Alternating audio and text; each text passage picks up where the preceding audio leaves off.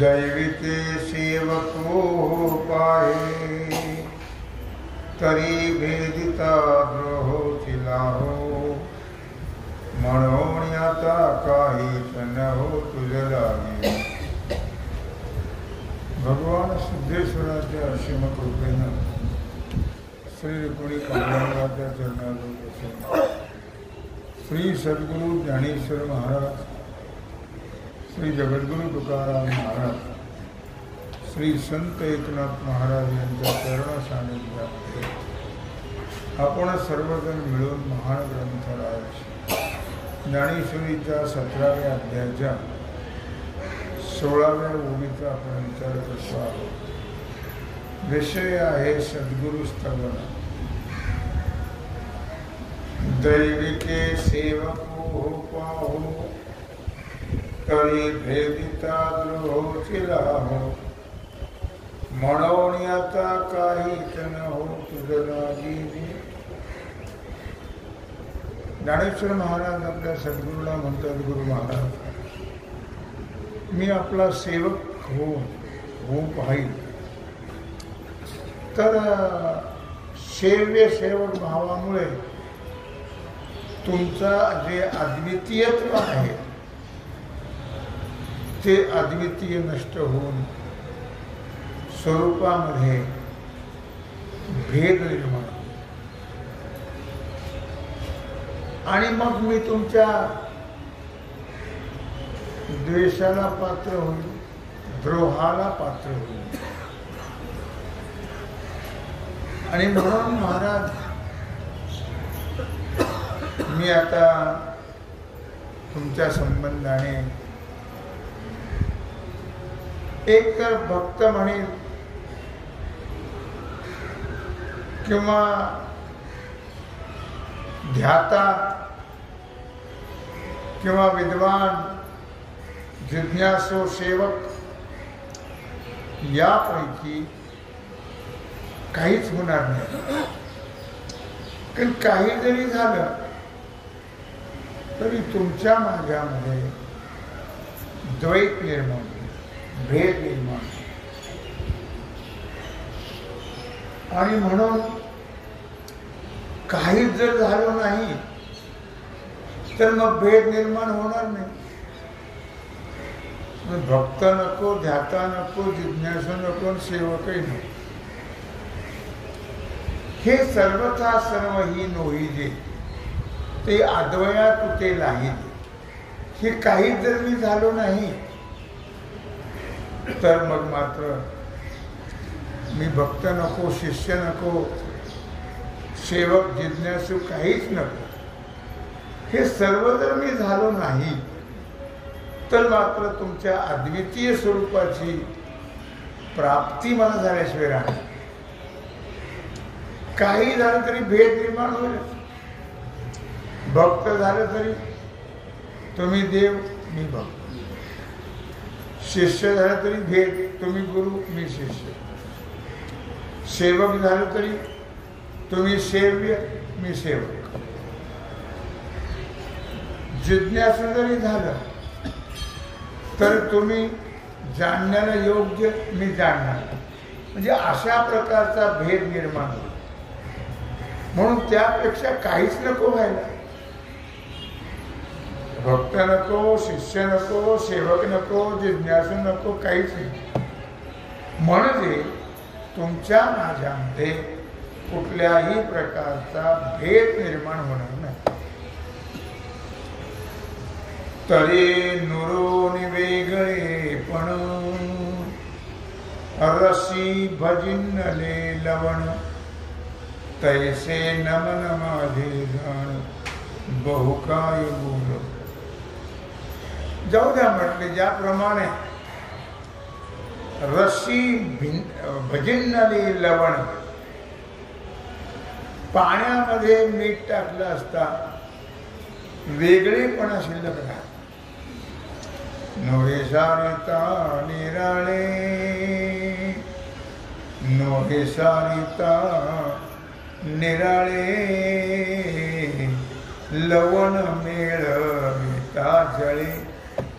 नोहे सारिता निराळे, लवण मेळविता जळे.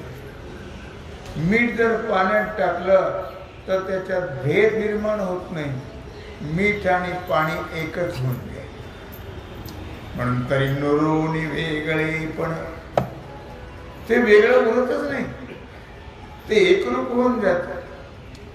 तैसे नमन माझे जाणा बहुकाय बोलो.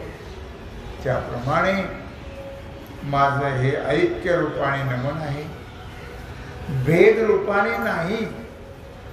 आम्ही सर्व व्यवहार कुठल्याही देवतेची उपासना जरी केली, कुठल्याही देवतेला नमन जरी केलं, तरी तो हा असं म्हणतो का? तो हा विठ्ठल बरवा, तो हा माधव बरवा. तो आणि हा आमच्या हृदयस्थ जो आहे तो आणि हा याच्यात भेद नाही. अशा तत्वाने जर भक्ती केली तर त्याला व्यभिचारी भक्ती म्हणत नाही. आपण व्यवहार तर नेहमी असाच करतो. पहा तुम्ही, जर मंदिराच्या पुढून चालली माणसं तर असं करतात का? कसं करतात? तुम्हीच इथं आहात, राम राम राम राम. मी जे म्हटलो तो इथे राम राम राम का राम राम असं म्हणतो तर नाही. तो राम राम म्हणत असता आणि कुठे हात लावतो? तैसा हृदयामध्ये मी राम. हृदयस्थ राम जो आहे, व्यवहार आपला जो व्यवहार आहे तो अभेदाचा आहे, पण आम्हाला कळत नसल्यामुळे भेद निर्माण. तसं वाटत नाही ना आम्हाला, करतो क्रिया. पिछेशी आई आणि आगे ढकाई. लोक करतात म्हणून आपणही करतो. मंदिराकडून चाललं की हात झटकीत नाही त्याच्याकडे, अशा हृदयाकडे देवाला नमस्कार. म्हणजे तो परमात्मा इथं आहे, असा अभेद आहे, पण तो अभेद आम्हाला कळत नाही. या अभेदाने जर आम्ही भक्ती केली तर वेगळा अभ्यास, वेगळं शास्त्र शिकायची गरज हो नाही आहे. यालाच अद्वैत तत्व म्हणतात. मग या अद्वैत तत्व लक्षात ठेवणं अत्यंत गरजेचं आहे. अद्वैत तत्व लक्षात ठेवणं अत्यंत गरजेचं आहे. अभेद परमात्मा आणि मी दोन नाही आहेत. एक मेवाद्वितीय ब्रह्म, जीवो ब्रह्मैव न पहा. आणखी दृष्टांत आता रिता कुंभ समुद्री दिगे, तो उचंबळत भरवणी निघे. का दशी दीप संगे दीपूची होय. आता रिता कुंभ समुद्री दिगे, ज्यावेळी रिकामा कलश, रिकामी घागर आपण समुद्रामध्ये बुडवतो आणि तो उच्चंबळ भरून बाहेर निघतो, का आतच ठेवतो खाली. तो उच्चंबळ भरतो आणि बाहेर काढल्या जातो. किंवा मग त्या कलशातलं पाणी आणि ती खालचं पाणी यात भेद आहे का? नाही. तेच पाणी याच्यात आहे आणि हेच पाणी ते आहे हे समजत नाही ना. हाच तिथं तोच इथं. भेद भक्ती आहे आमची. म्हणजे देवाला नमस्कार करतो की देव वेगळा मानतो आम्ही का देव आपणच आहो असं म्हणतो. आपण आहो म्हटलं की कामच झालं. तसं नाही.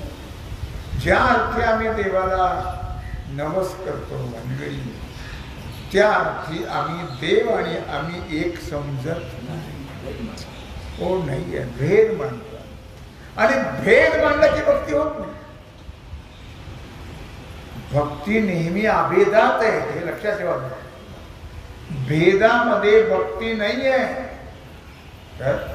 भेदात भक्ती नाही. हे कळणं फार गरजेचं आहे आणि हे कळणं अवघडही आहे. आपलं ऐकून ऐकून वाचून वाचून आयुष्य गेलं पण भेद काही जात का गेला का कळलं अभेद तत्व. अनेक वेळा मी तुम्हाला सांगितलं की आपण जेव्हा देवाला नमस्कार करतो तेव्हा राम राम देवा असं म्हणत नाही. याचा काय अर्थ काय होतो की तो इथं आहे हे अनेक वेळा आपलं झालेलं आहे. अनेक सगळे सांगतात मग आम्हाला कळतं काय नाही. तुम्ही करता आम्ही करतो.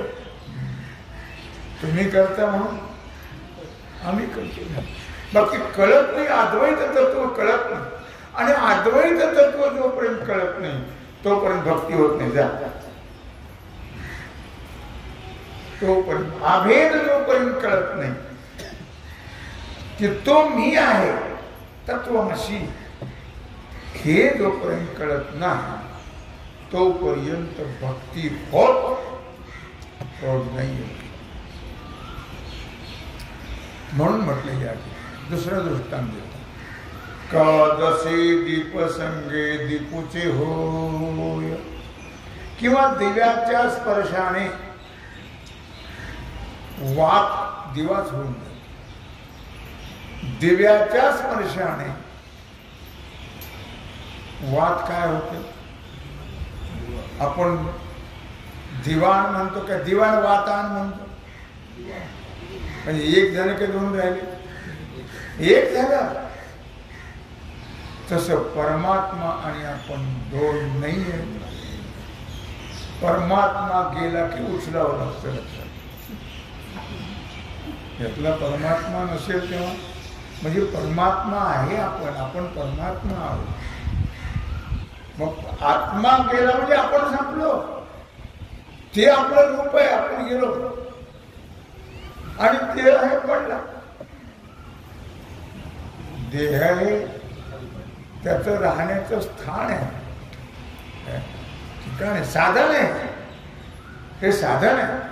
अभेद तत्व करण्याचं साधन आहे. तुम्ही माना न माना त्याच्याबद्दल आग्रह नाही पण हे अभेद तत्व जोपर्यंत कळत नाही तोपर्यंत उपासना सक्सेस होत नाही. तैसा तुझी प्रणती मी पूर्ण झालो श्रीनिवृत्ती आता आणि न व्यक्ती गीतार्थ तो. इथपर्यंत माऊली ज्ञानराजाने या 20 ओव्यापर्यंत आपल्या गुरुजीला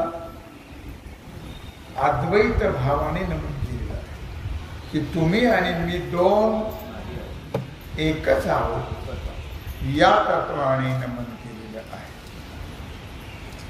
तैसा तुझी या प्रणती मी पूर्ण झालो श्रीनिवृत्ती. त्याप्रमाणे श्री गुरु निवृत्तीनाथा तुमच्या नमनाने मला पूर्णत्व प्राप्त झालेलं आहे. आता तुम्ही गीतेचा आता इथपर्यंत नमन झालं गुरुला. आता इथून खरं 17व्या अध्यायाला सुरुवात होती आहे. तरी 16 अध्याय शिखी तिये समाप्तीच्या श्लोकी जो ऐसा निर्णय निष्ठंकी ठेविला देवे. आता 16व्या अध्यायाच्या शेवटच्या श्लोकामध्ये समाप्तीचा जो श्लोक आहे शेवटचा, त्या श्लोकामध्ये भगवंताने निश्चितपणे निर्णय करून ठेवलेला आहे. काय निर्णय करून ठेवला आहे? जे कृत्या कृत्य व्यवस्था अनुष्ठावया पार्था शास्त्रची एक सर्वथा प्रमाण तुझ. हे कार्य काय आहे आणि अकार्य काय आहे, हा जो निर्णय आहे कार्य आणि अकार्याचा, या निर्णयाबद्दल कार्याचा अनुष्ठान आणि अकार्याचा त्याग. कार्याचं करायचंय अनुष्ठान आणि अकार्य जे आहे त्याचा त्याग करायचा आहे. याबद्दल अर्जुना, तुला शास्त्र हेच एकमेव प्रमाण मानावं लागेल. शास्त्र प्रमाण मानल्याशिवाय कुठल्याही प्रकारचं तत्व कळणार नाही. सहुवेदी जाण साही शास्त्री कारण 18 पुराणे हरिशी गाती. प्रमाण आहे.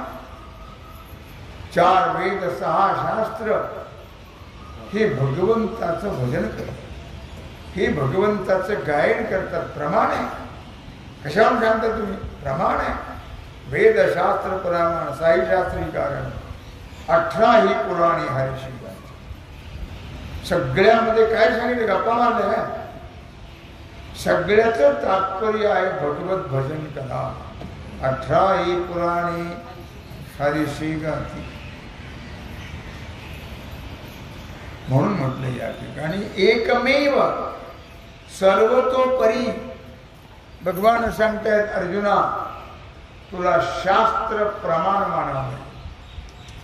शास्त्र प्रमाण मानल्याशिवाय कोणतंही कार्य सक्सेस होत नाही. शास्त्र प्रमाण न मानता कार्य करणारे असुरी लोक आहेत. शास्त्र प्रमाण न म्हणता कार्य करणारे असुरी आहे. दैवी प्रकृतीवान जे आहे ते शास्त्राला प्रमाण मानूनच कार्य करतात, असं शास्त्र आहे. तेथ अर्जुन मानसे म्हणे हे ऐसे कैसे, जे शास्त्रे विण नसे सुपिका कर्मा. तेव्हा अर्जुन मनात म्हणू लागला, हे कसं काय देवाचं बोलणं गो, मला काही कळा ना. काय बोलतात देव हे असं? म्हणे हे ऐसे कैसे, जे शास्त्रे विण नसे सुपिका कर्म. शास्त्रा वाचून कर्माची मोकळीकच नाही. कोणतेही करायचं असेल कर्म तर ते शास्त्राला धरून करावं लागेल. हे कसं काय? असं अर्जुनाला मनात वाटलं. तरी तक्षकांची एक फळी ठाकोणी कै तो मणी काढे, कै नाकीचा केसू जोडी सिंहाची. या गोष्टी काही सोप्या आहेत का? सोपे नाही. तक्षक नावाचा महासर्प आहे. त्या सर्पाच्या फणावरती रत्न आहे. रत्न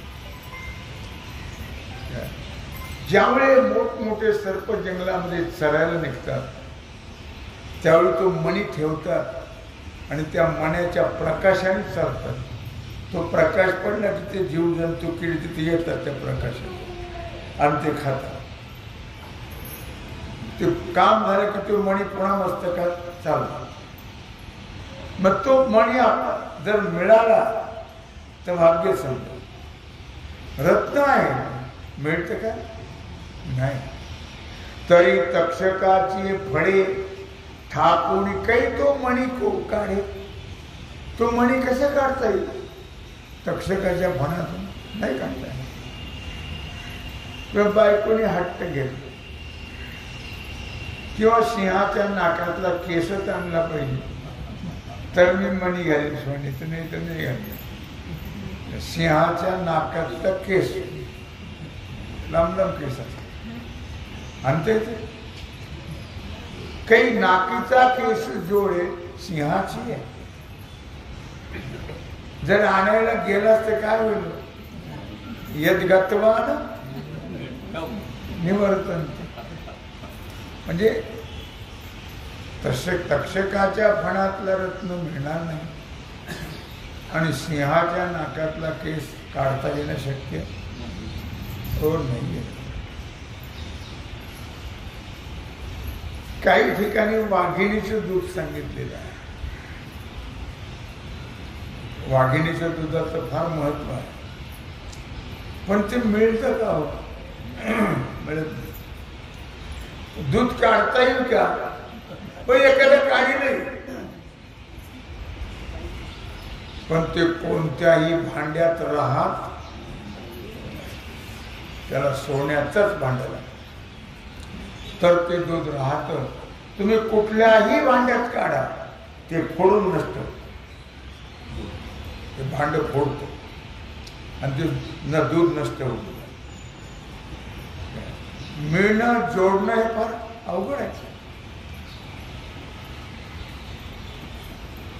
मग तेने तो ओविजे तरी लेणे पाविजे एरवी काय आशिजे रिक्त कंठी. मग तो नाकातला केस सोन्या सिंहाच्या मिळाला तरच घालायचे गळ्यात, नाही तर तसंच राहायचं. एरवी काय आशिजे रिक्त कंठी. मंगळसूत्रात तोच केस पाहिजे, तुम्ही मंगळसूत्र घालणार नाही तर राहणार का? नाही.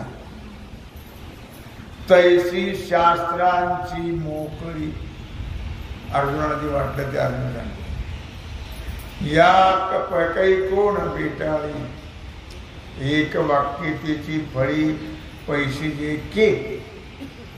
त्याप्रमाणे शास्त्राच्या या अवघड निर्णयाला कोण आकलन करील? सर्वसामान्याला शास्त्रां विस्तार म्हणतात. काय म्हणतात ते? शास्त्रां विस्तार मला माहित नाही. शास्त्र त्याला कळतच, शास्त्रां विस्तार आम्हाला माहिती नाही. म्हणजे शास्त्र काय आहे हे त्याला कळत नाही. म्हणून शास्त्राची मोकळी या काही कोण भेटाळी एक वाक्यतेची फळी पैशी जे. त्याप्रमाणे शास्त्राच्या या अवघड निर्णयाला कोण आकलन करेल? शास्त्र फार अवघड आहे. सोपं आहे का आपल्या मनासारखं आपण कसे वागायचे पशुसारखं? तसं नाही आहे. शास्त्राचं बंधन आहे. शास्त्राचे काही नियम आहेत. मुक्त महात्म्याला नसतील ते, पण सर्वांना बाकीच्याला ते नियम त्या नियमानेच वागावं लागतं. तर त्याला मनुष्यत्व पण बोलते. रोज मला आवाज काय तुम्हाला कळत नाही काय? तेव्हा कानात काही दोष निर्माण झाला काय माहिती? तैशी शास्त्रांची मोकळी या काही कोण भेटाळी एक वाक्यतेची फळी पैशी घे. म्हणून शास्त्र एक आहे का? अनेक शास्त्र आहेत. अनेक शास्त्र, एक शास्त्र नाही. लक्षात. मग एक शास्त्र जर आम्हाला कळा ना, तसे आम्ही 12 शास्त्र मानतो. 6 आस्तिक आहेत, 6 नास्तिक आहेत. म्हणजे शास्त्रकार आणि त्या 6चे 6 शास्त्र आहेत. आस्तिकाचे 6, नास्तिकाचे 6. पण शास्त्र अनेक असल्यामुळे सर्व शास्त्रांच्या एकवाक्यतेच्या फळात कोणता कसा प्रकाश होऊ शकतो नाही. एकाने मला मागं म्हटलं होतं, माझ्या मुलगानं सगळे शास्त्र शिकलं. खूप चांगली गोष्ट. खूप त्या बापाला असा अभिमान वाटायचा, खूपच शास्त्र, सगळ्या शास्त्राचा अभ्यास केला पोरांनी. ते पोरगं लग्न होऊन ते चांगलं राहिलं ना. 6 शास्त्राचा अभ्यास करणारं पोरगं आणि लग्न झालं की आई बापालाच वाढायला लागलं. शास्त्राचा अभ्यास होतो तुम्हाला. शास्त्र इतकं सोपं आहे का? शास्त्राचा अभ्यास केला म्हणजे चांगली गोष्ट आहे, पण नुसताचा अभ्यास केला का ते कळलं? ते कळणं महत्वाचं आहे, कळून आचरणात येणं महत्वाचं आहे. नुसत्या अभ्यासाला काय चाटायचं? म्हणून या ठिकाणी की शास्त्राच्या एकवाक्यतेच्या फळामध्ये कोणाचा कसा प्रवेश होऊ शकेल, शास्त्राची एकवाक्यता करता येईल का? तुम्हाला बघा सांगितलं, होवेदी जाण साही शास्त्री कारण, त्याला म्हणता एकवाक्यता. 4 वेद 6 शास्त्र 18 पुराणाची एक वाक्यता आहे. काय वाक्यता आहे? हरिमुखे म्हणा, हरिमुखे म्हणा, पुण्याची गणना कोण करी. एक वाक्यता आहे. अशी एक वाक्यता जुळली पाहिजे आणि ती कळली पाहिजे. इतकं सोपं आहे का? अवघड आहे. जया लागी एक वाक्यता, का लाभे वेळो अनुष्ठिता, कैचा पैसारो जीविता एतुलिया. झालिया एक वाक्यता कदाचित मीमांसापूर्वक शास्त्राच्या अध्ययनाने, मीमांसा विचार अभ्यास, शास्त्राच्या अभ्यासाने, शास्त्राच्या अध्ययनाने शास्त्राची एक वाक्यता कळली. कारण प्रत्येक शास्त्रकारांचं मत वेगळं आहे आणि त्या सर्व शास्त्राचा एक विचार करायचा आहे. एका तत्वावर सगळे शास्त्र आणायचे हे पण अवघड आहे हो, हे सोपं नाही.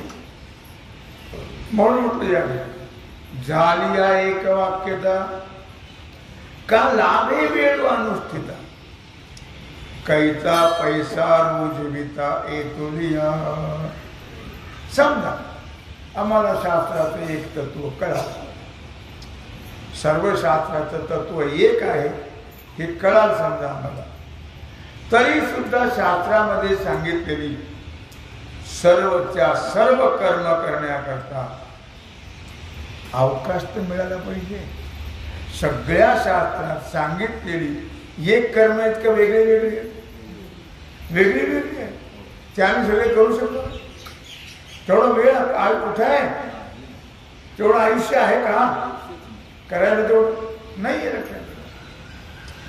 कैचा पैसा जीविता म्हणजे आयुष्य, एवढं जरी आम्ही करायचं ठरवलं तरी तेवढा अवकाश कुठे आहे? तेवढे वेळ नाहीये. लक्षात ठेवा. आणि म्हणून कारण काय आहे? सर्व कर्म करण्याकरता आयुष्य मोठं पाहिजे. एक तर आम्हाला 100 वर्षाचं आयुष्य आहे, त्यात अर्ध तर झोपेतच गेलं.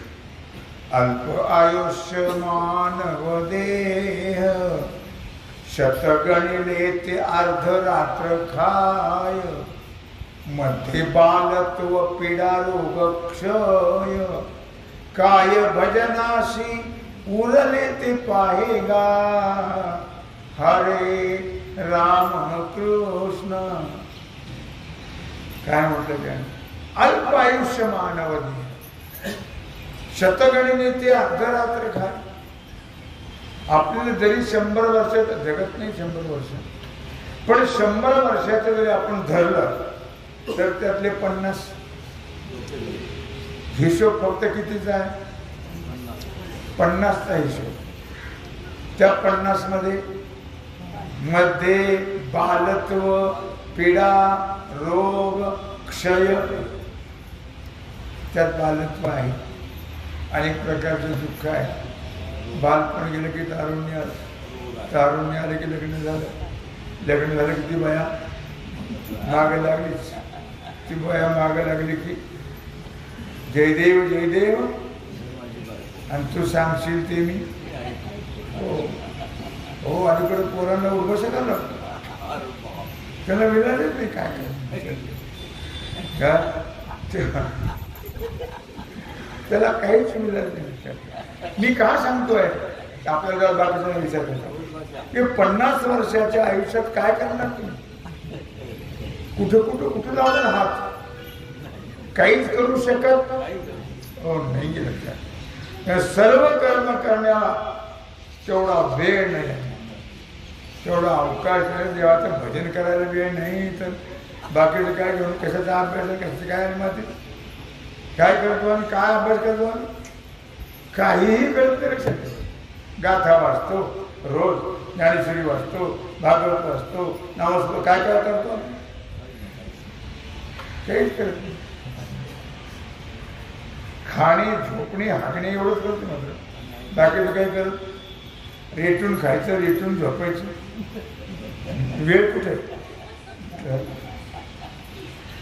आणि शास्त्रीय अर्थी देशे काळे या चौही जरी एक फळे तो विपाओ की का मिळे आगमी. एक यज्ञ करायचं म्हटलं शास्त्राप्रमाणे तरी यज्ञ प्रक्रिया सांगणारं शास्त्र पाहिजे.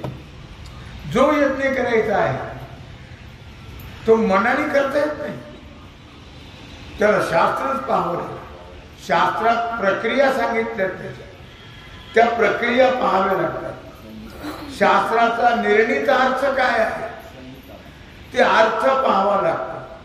किंवा यज्ञाकरता लागणारं द्रव्य आहे, योग्य देश पाहिजे, योग्य काळ पाहिजे.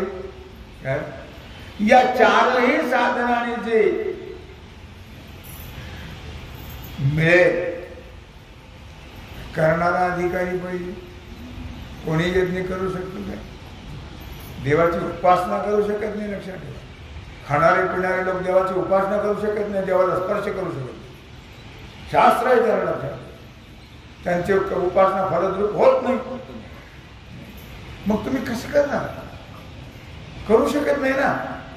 नियम आम्ही पाळत नाही. मोदीला किती दिवस सांगितले विचार करा तुम्ही. 11 दिवस त्यांनी अन्न घेतलं नाही. राम बसवायचे सिंहासनावर आणायचे होते तेव्हा 11 दिवस आणि जमिनीवर झोपले 11 दिवस. लक्षात. सामान्य मनुष्य घेतो हो नाही आहे. तेवढ्यात अनेक तीर्थयात्रा केल्या आणि खायचं 11 दिवस काहीच खाल्लं नाही. नुसते पाण्यावर हाय टाकत हो. ते फार अवघड ते गोष्टी या करण्यात त्या सोप्या आहेत का? सोपं नाही. बोलायला काय हो, उचलले टाळूबाईन लाव, साळूबाईन उचल लावली टाळूबाई. हे बोलणारी महामूर्खाच्या अवलादी काही बोलत राहतात. त्याला काय अर्थ आहे का? अरे करून बघा, केले की तुम्ही मूर्खा हो. खाता खाता तुमचा जन्म गेला सगळा. पंढरपूरला मारला तरी खाता तिथे जाऊन. काय तुम्हाला साधणार आहे? नरक का दुसरं काही? या गोष्टी फार अवघड आहे. शास्त्र इतकं सोपं हो नाही. आणि शास्त्रीय अर्थे देशे काळे या चौही जरी एक फळे तो विपावो की का मिळे आगवी. आणि म्हणून या सगळ्या गोष्टी ज्या आहेत या फार मोठ्या अवघड आहेत. आणि या सर्वांनाच मिळणं शक्य, सर्वांना कळणं शक्य, सर्व आपण होणं शक्य नाही. म्हणून काय आहे तो भाग आणि आजची सेवा भगवत चरणी समर्पित करून राहिला जो सेवेचा भाग आहे तो आपण उद्या कुंडली श्री ज्ञानदेव ओम नमः हर हर